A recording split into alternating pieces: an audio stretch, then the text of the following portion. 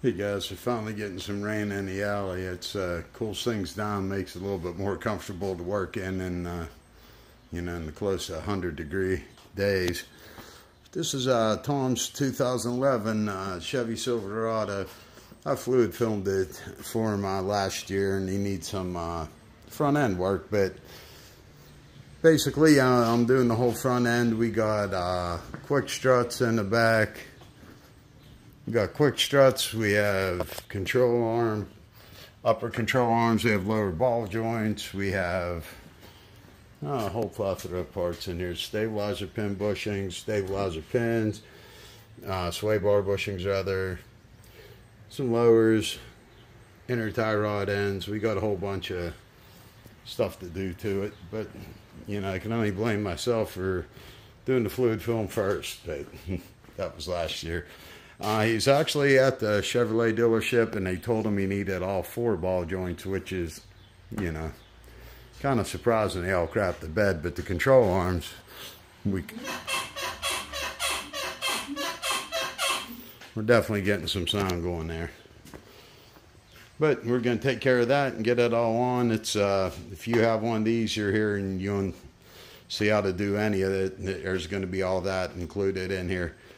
And I will tell you, if you do have one of these, make sure you have the right parts before you get started, because there are several different. There's an aluminum knuckle, there's a steel knuckle, there's aluminum knuckle with steel upper control arms, there's a steel knuckle with aluminum upper control arms, steel upper control arms with aluminum knuckle, and so on and so forth. So make sure you get your right parts, get under there with a magnet. If you're having a hard time telling what's what, make sure you got the right parts before you tear anything apart.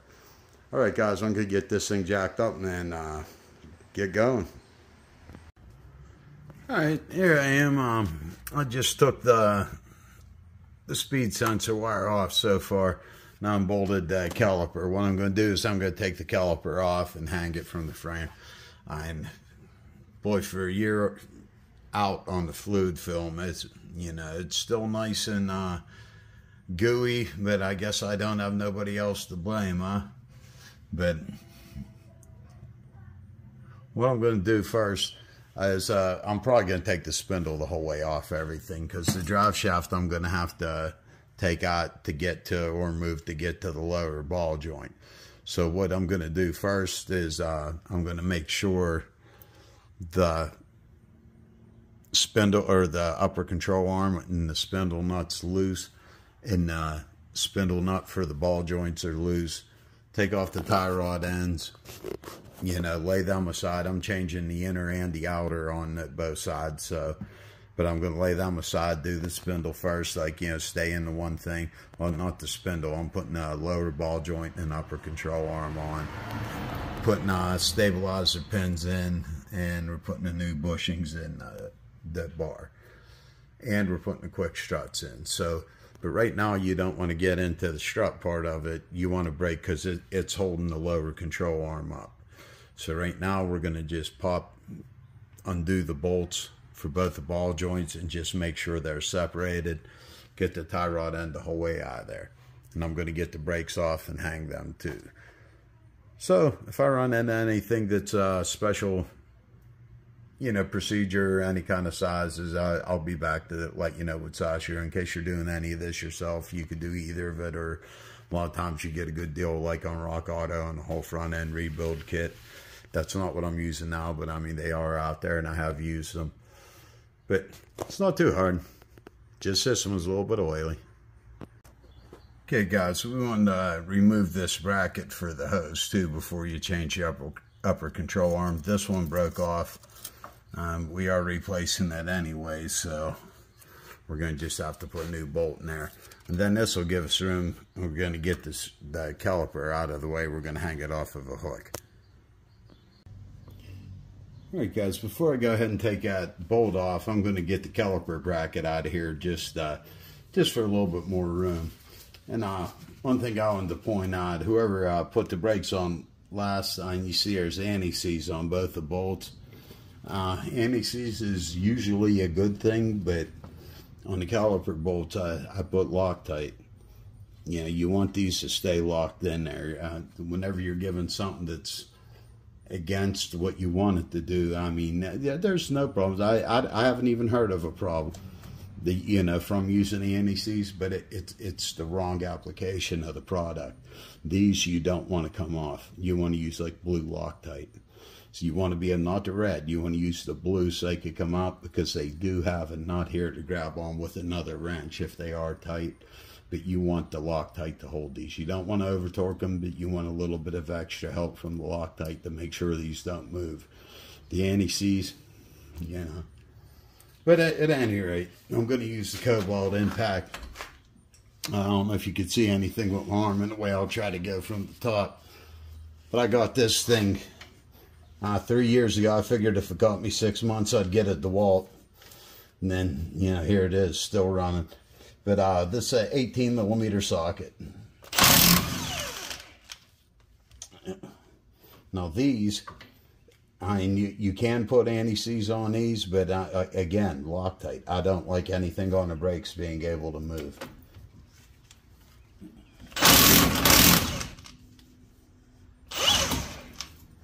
There we go, got the whole bracket out. That's what I was after, get the rotor out, because brakes aren't on the list, but the rotors I'm going to clean up with a, you know, sanding disc, or scouring disc rather, put a little crosshatch back in them, get all the flake. I mean, people, you know, I mean, sometimes you don't have time to do this working in the garage, but just the factory paint that's scraping off these, I'll wire wheel as much as I can.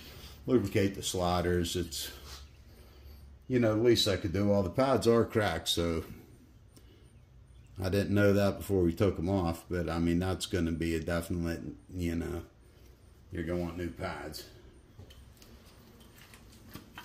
And the inner one, it looks cracked as well in a couple places.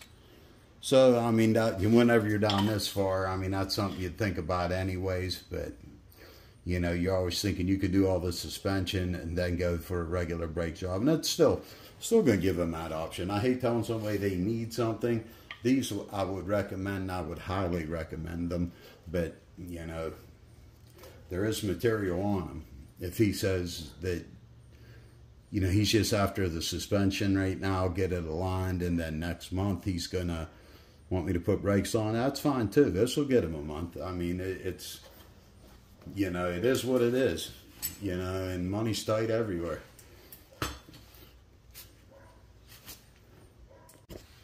Alright guys, I'm just going now. I'm just loosening that upper ball joint, the bolt on the bottom. It's 18mm, and it's easier if you turn the wheel the whole way to its furthest travel. And this one's lucky, it's just going to break through. If it doesn't, I just get a mallet and tap it. But luckily, you know, my body weight was enough for this one. I'm going to just loosen that. I'm not going to take it the whole way off, because whenever the spindle drops, you like to be able to see it dropping.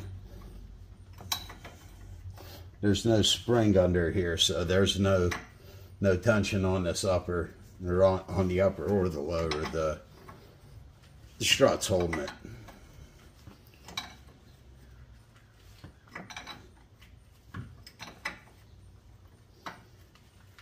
You can't get a ratchet in there, so just take your time.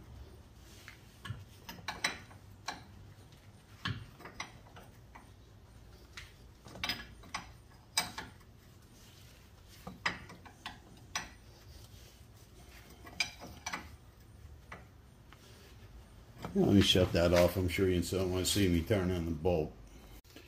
Alright, moved you around to the other side. Next we're taking off the tie rod end to get it out of the way. We don't need it here. We're replacing it, so it's no cotter pin. It's just a straight up, like not that, you know, can't back off. But I'm going to just use the impact on that again.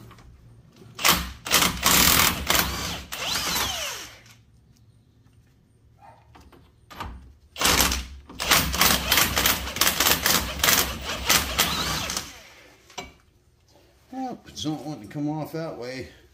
There's two ways. Either you can use the spreader to try to keep some tension on it, or just heat it up and run it off. That might be the end result. I have an acetylene torch and I have a MAP gas torch. Actually, for out one bolt, the MAP gas is usually more than enough. So I'm going to get that heated up. Sometimes these things run right off. Sometimes they catch you like that. But what you're going to do is get it red and then just, zip it off again. Heat it up.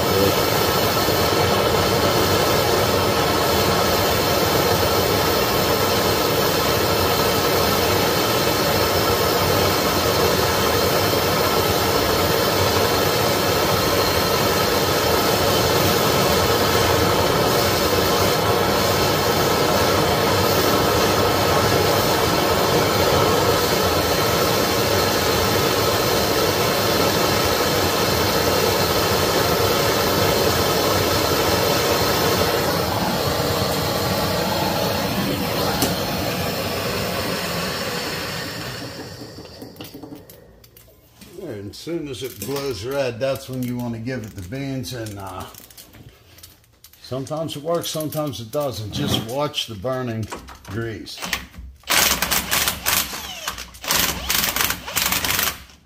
Like that.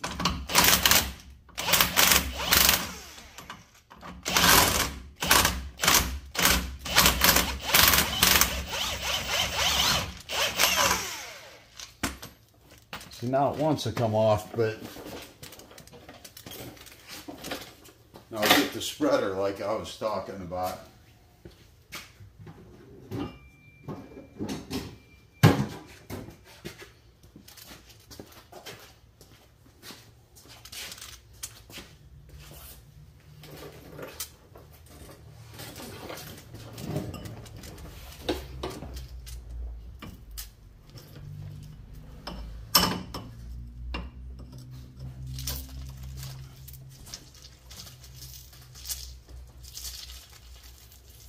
So try to put some tension on it while it's still hot. You can see the grease dripping out of there. It's lovely, yeah.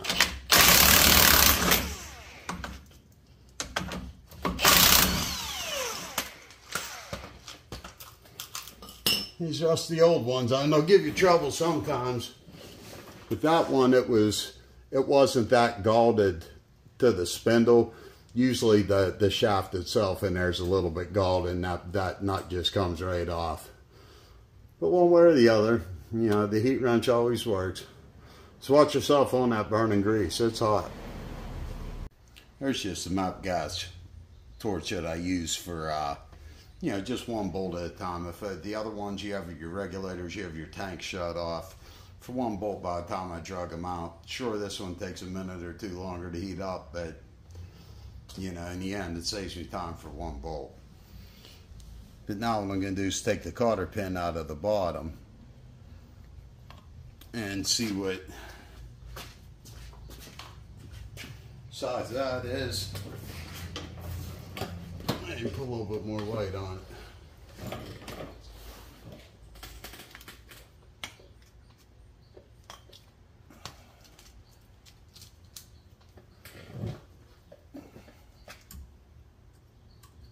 Yeah, she's loose in there. That's good. Sometimes these things, especially around here with the amount of salt we use, these things are usually galded in there pretty good.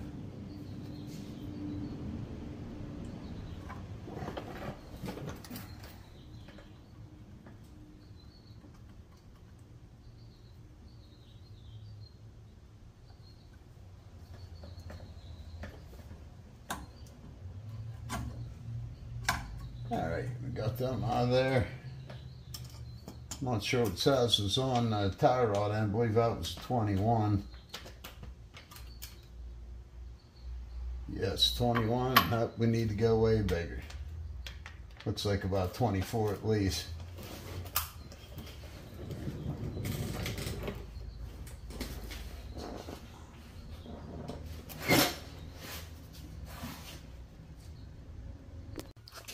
Right, actually it was a 27 millimeter. expect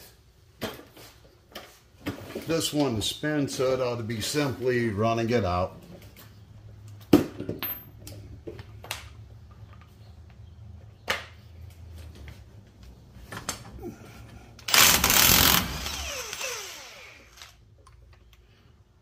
Then again, I'm going to put it on a couple threads.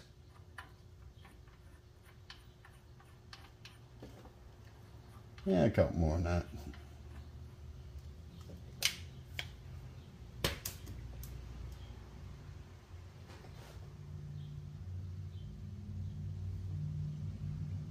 Right.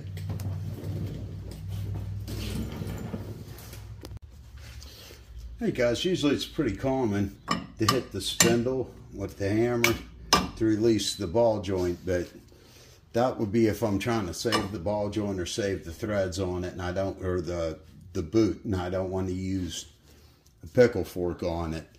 But you know, and it actually is the easier way, but beings, we're not replacing the spindle and we are replacing the ball joints, I'm going to go for the pickle fork.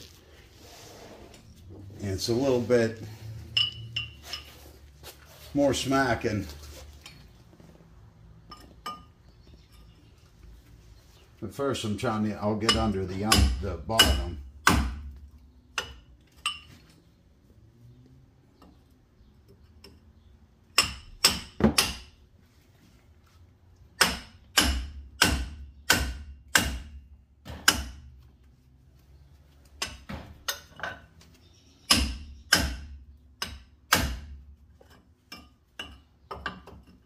Running board isn't giving me quite enough leverage, so I have to move that over.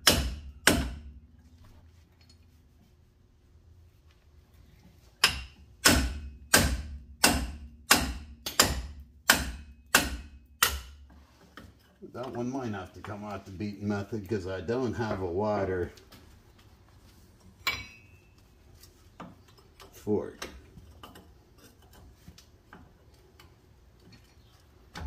Possibly it's not on the right spot, but we'll see. There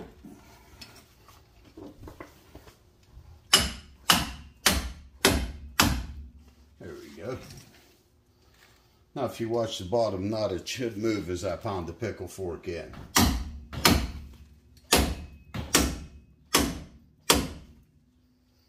we down the whole way?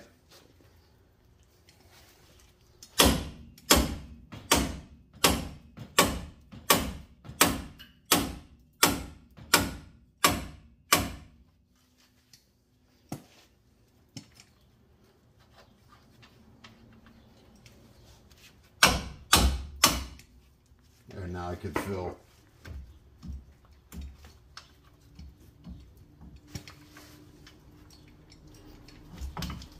it seems the top's what's holding us back. You put the pickle fork in the top.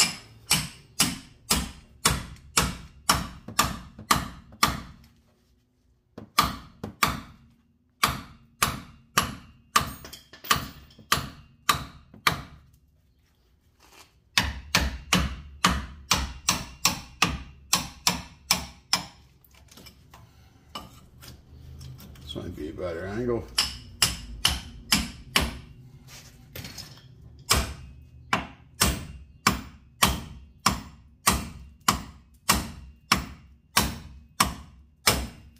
There we go.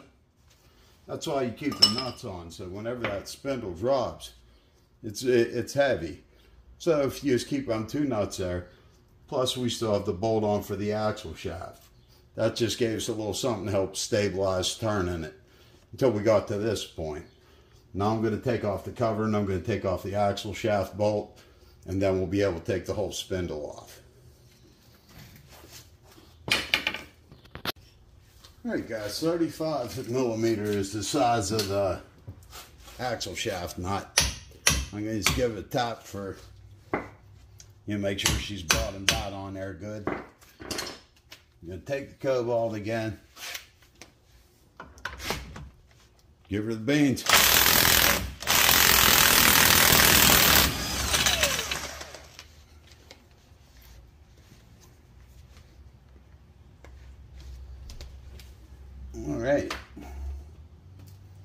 The nut sticks in there as it often does, and just get it on there a thread or two.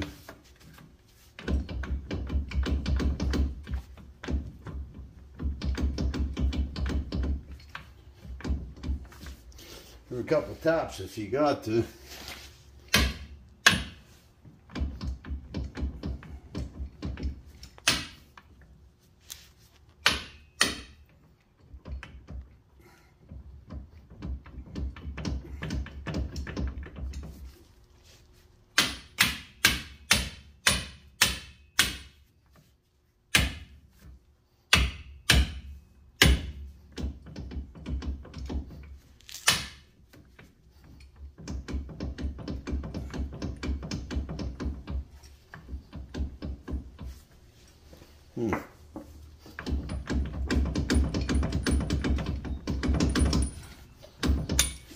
I really wanted to keep hold of it there.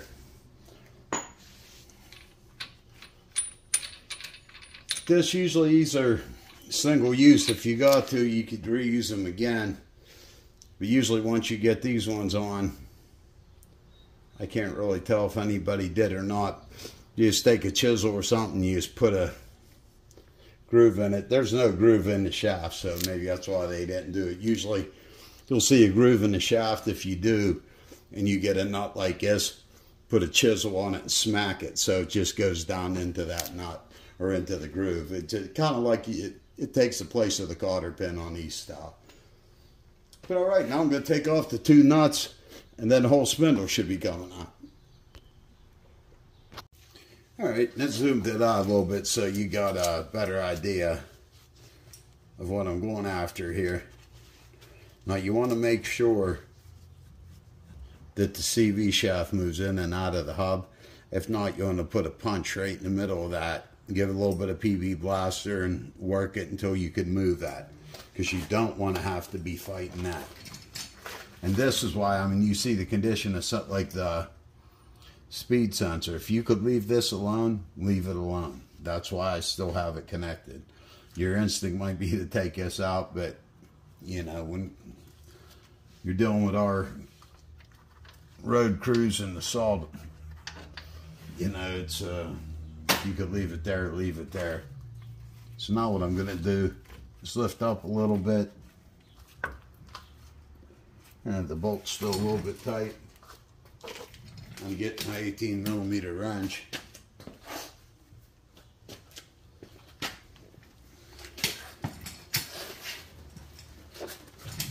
I'm going to give a little bit of support and finish taking that nut off. See, it's wanting to spin on me now too, because I broke it loose.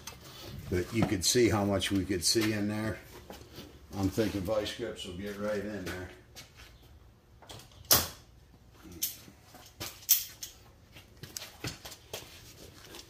I mean, looking back, I could have taken that nut the whole way off and then put it on a couple threads.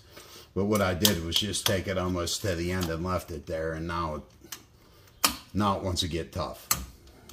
But we'll see who wins.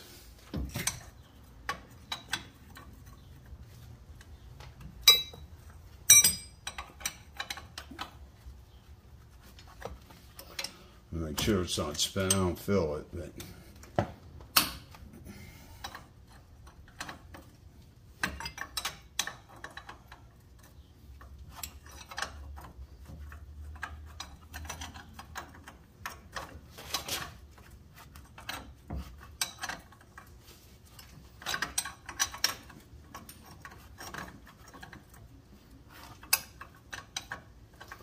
I do have an 18mm ratchet wrench, but yeah, well, it's a nice day.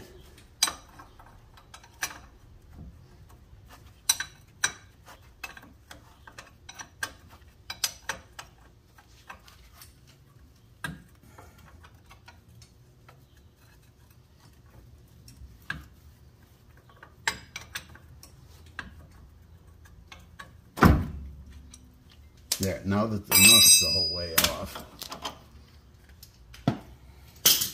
you could see the spindle let go, and we could move the upper control arm out of the way, because what we got to do is pull back to get the axle shaft out and let the spindle come down. So just like that. And there you have your spindle without having to beat the living hell out of it. Now you got access to everything without being able to see. Now we're keeping the axle shafts. I'm replacing this ball joint, which now we got the room for that. I'm replacing the inner and outer tie rod end. We got room for that. And while you're here, you might want to keep going with exactly what you're going for. But with this room, I'm changing these stayed pins. I don't know if you could see them in the picture. And there's a stabilizer bar bushing right there. It's so much easier for me to get under, especially on the ground, to get under there and do that right now without having the rotor there, the caliper, everything in my way. And it's, you know, easy peasy. That's the way you want it. Right, guys, next, probably just make all that easier, I'm going to take out the upper control arm. What I was curious to, I don't know if you can see on the camera, I'm going to move it around. The bolts go inwards towards the shocks, or towards the strut. That would be right here. The nuts on the outside, the bolts on the inside. So the bolts got to slide this way.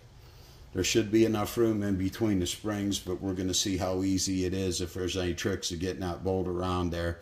But the bolt has to go through, you know, you could see how much for the upper control arm to come off. So that's going to be my next event, do that and take the upper control arm off, because I do want to compare this with the new one, just because of how many different models there were for this suspension.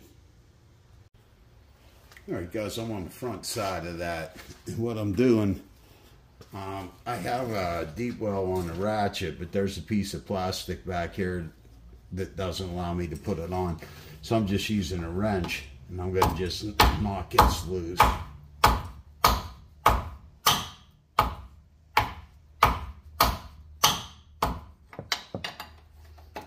Easier said than done.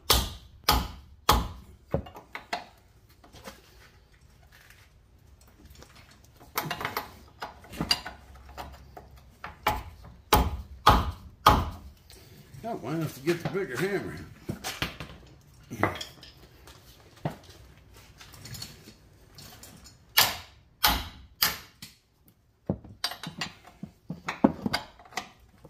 It's hard to swing up sometimes.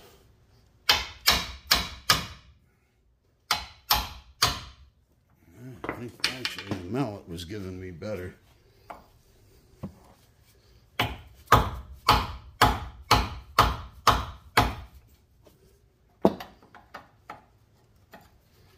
If I could get a socket on it, the cheater bar would have been great. I don't think the inside's going to turn. It's both 21 millimeter, by the way. I don't think we'll have any more luck without spinning the whole thing.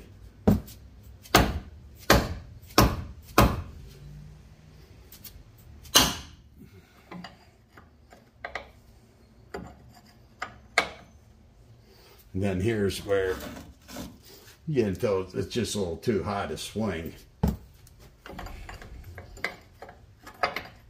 So that's not very good of a...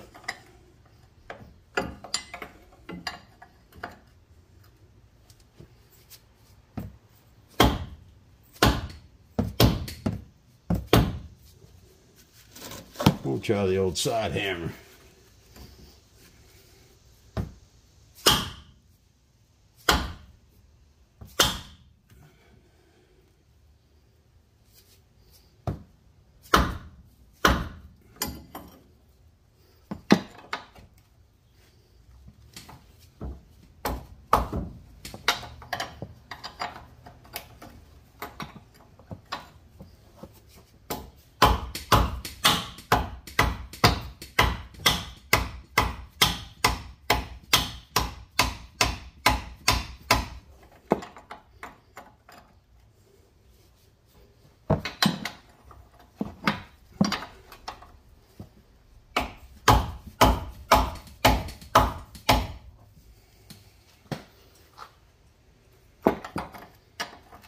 Man, things are on there good. Might have to get under it, give it a couple swings from that direction. Try a couple more up.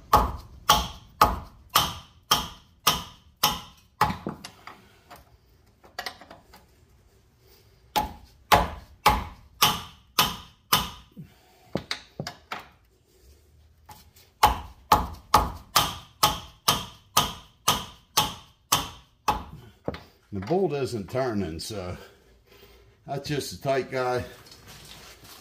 Gonna get the PB anyway.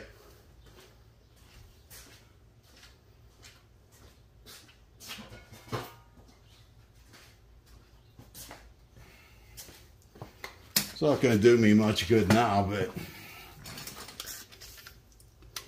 you know, you'd think the fluid film would have did everything it's gonna do.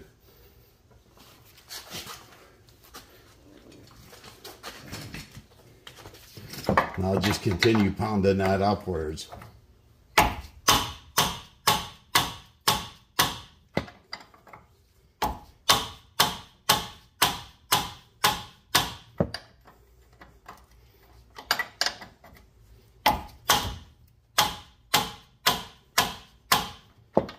Getting a little easier.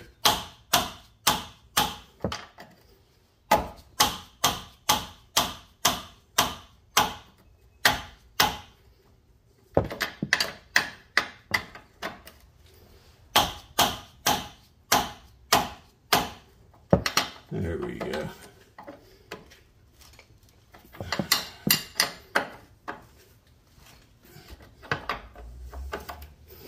Hey, look, the PB blaster worked.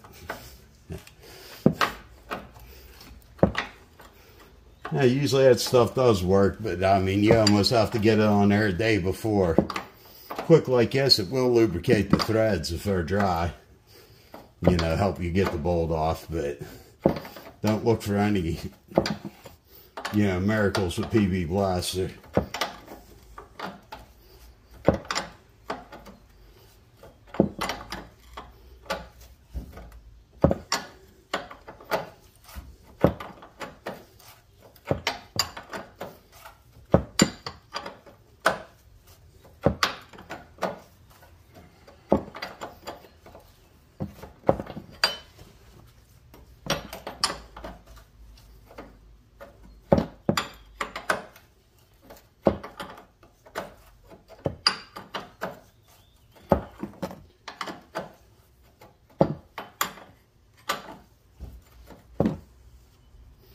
And leave that bolt part way on.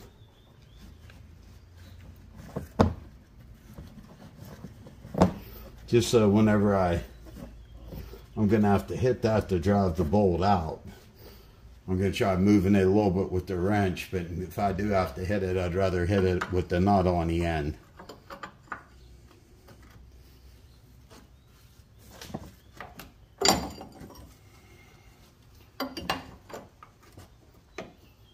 The whole thing's moving. I would like to possibly mark where this goes. It's hard with a marker. I mean, I could use like a pin, a punch, just to put a mark on it.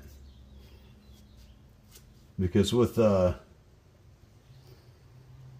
fluid film on there, you could try the nail polish. Get close. He's going to have it aligned anyways. That would be your camber adjustment, I guess. Or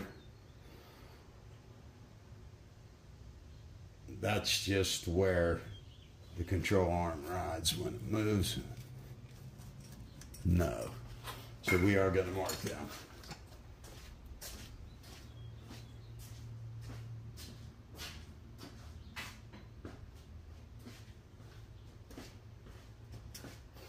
Nail polish seems to stick better than the wax, so that's what I'm going to use. I'm going to just take a bitch. With the fluid film, this is hard. And I'm just putting a line on the actual dot and then where it's even.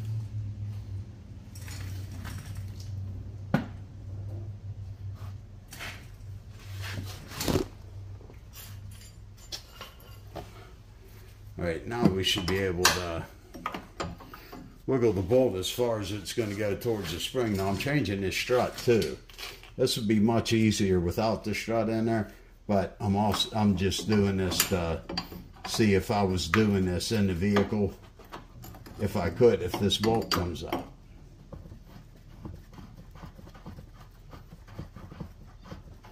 Okay, now I got the nut completely off.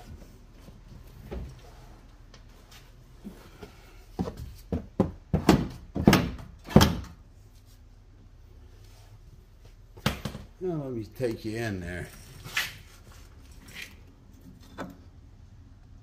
The bolt's hitting the spring.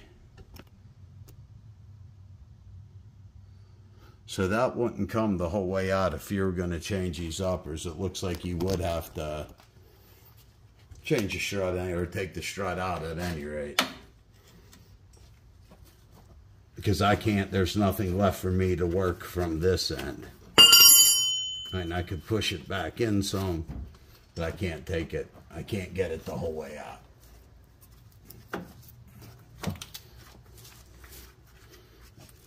And jacking this up, it's not going to get it out to where you could get that out enough. So okay, that's good. That's good to know, but that was more of an experiment for the next time. If I was going for this control arm, you know, would I have to change the strut?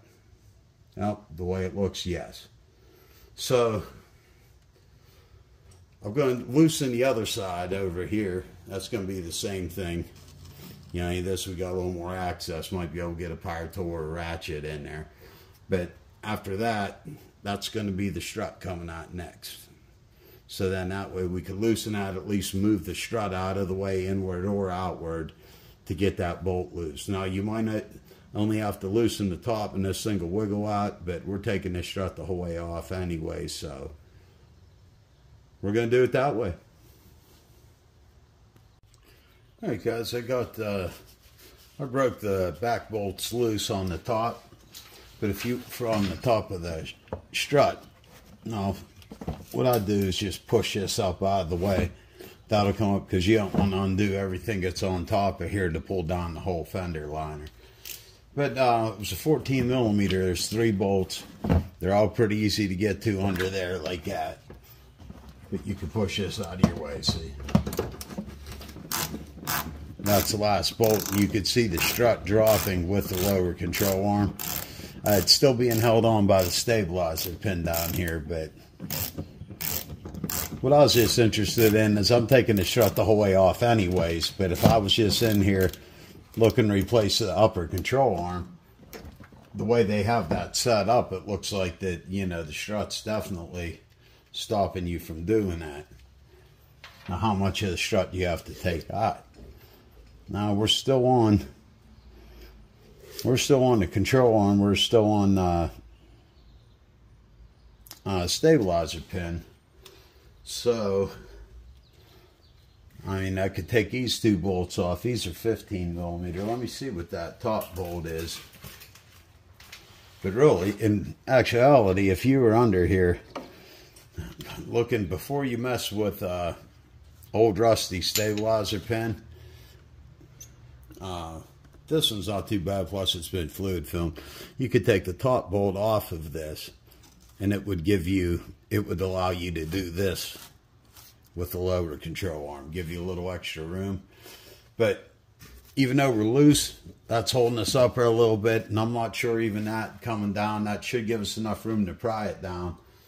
But if it was me, and what I'm going to do is take these bottom 2 bolts off the strut. They're 15 millimeter. And let's see if I can do it from up top for a change here.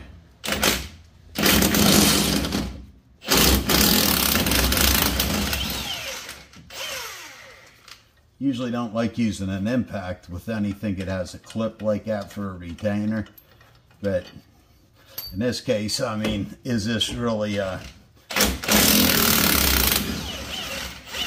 it hits like an impact, but you know, air impacts, they put out a lot of torque. So it doesn't apply to some, But now that we have a strut loose, now we could just pull down the inner control, or push down on the outer control, lower control arm, pick up on the inner and slide right out. Not sure the reason why, but boy, is that nice and shiny in there where it looks like something was rubbing. I mean, I don't know if the light's doing it any justice at all there, but we can see right in there, it's, there's a good shiny spot where something was wearing. It's as easy as that to get the whole assembly out. So it got a lot of just rust damage, but it's funny, I can't see nothing shiny on it. That would almost been up to the top part of the spring. Yeah, the bushings crumbled. We'll take a closer look at that. But with these, this is what I was after, to get the upper control arm off, to slide these bolts off.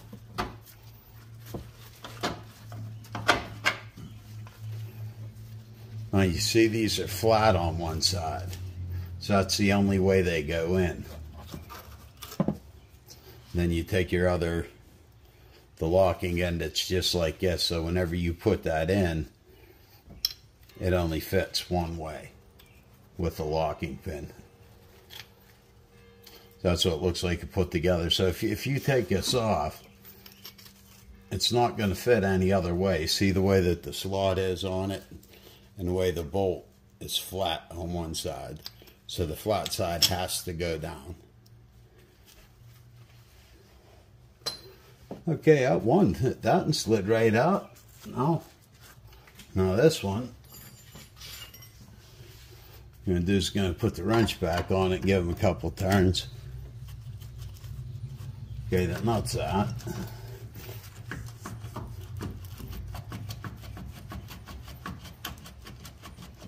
See, it's moving along, just putting a wrench on it and then just cocking the handle of the wrench a little bit. So it's not just turning it, I'm pulling out a little bit on it.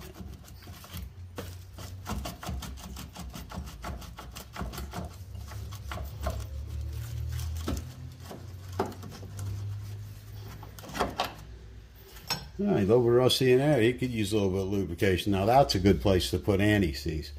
Is right on this bolt. That you want, you know, it could ride around like that, but still around the end, if you're either going to put either, I'd still put the Loctite. But that's just me. All right, guys, now it should just be simply pulling the control arm out.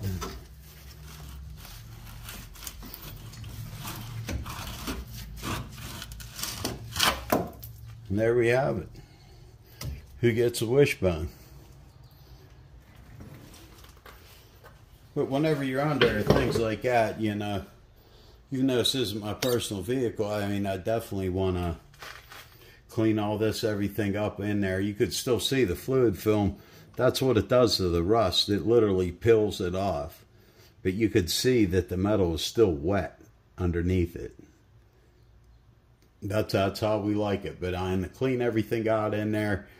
You know, whenever it goes back together, you want it to be as, you know, good as you could get it. We're not putting a lower control arm on it, just the bushing.